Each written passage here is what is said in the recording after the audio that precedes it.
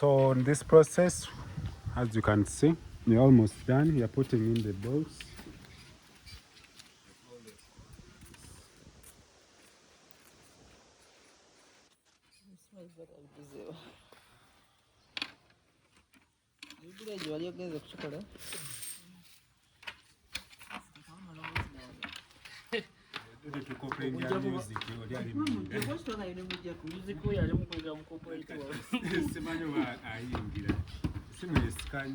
Just take a speed.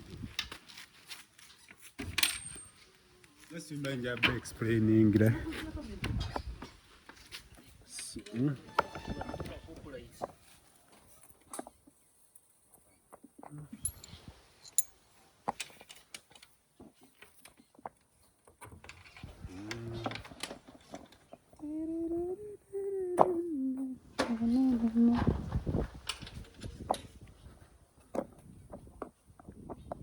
Process by process. So this is where it's going to be. So in the other video I showed you how to put this in place in the right way. So right now we are going to go ahead. We are putting in the bolts. Sorry about the I like working, but I have to record the story. That's why I'm always on the camera, but behind the scene